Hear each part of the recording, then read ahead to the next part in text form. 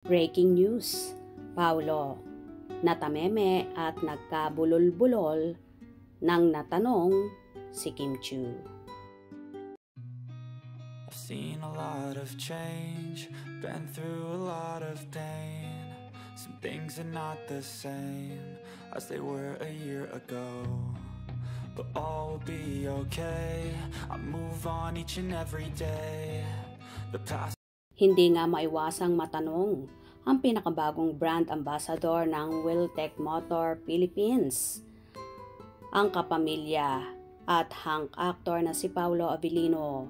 Inilaunch na nga kahapon si Paulo kasama ang ilang endorser ng naturang motors na yon sa pagsa-celebrate ng Grand 50th celebration. Dito nga inilabas ng kumpanya na si Paulo nga ang isa sa pinakabagong kapamilya nila. Habang ini-interview si Paulo ng mga host, natanong ang aktor tungkol sa kanyang leading-lady at napapabalitang kasintahan na niyang si Kim Chiu, kung saan hindi agad nakapagsalita at natameme at nagkabulol-bulol pa ang aktor.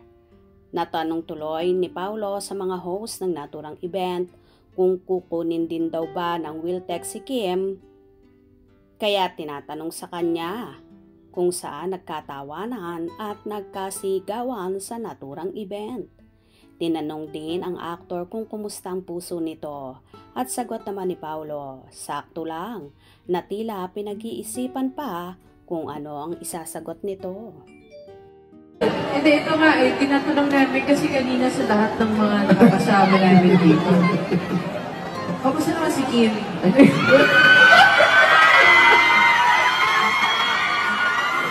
Ayan na.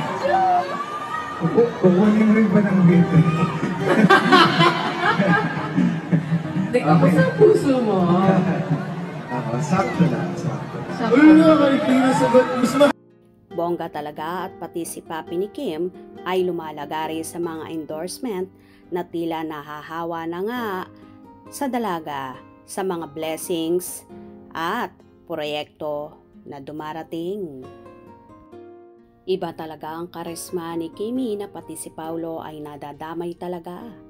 Anyway, inaabangan naman ng lahat, lalong higit ng Kim Pao supporters kung kailan ba aamin sa publiko ang Kim Pao.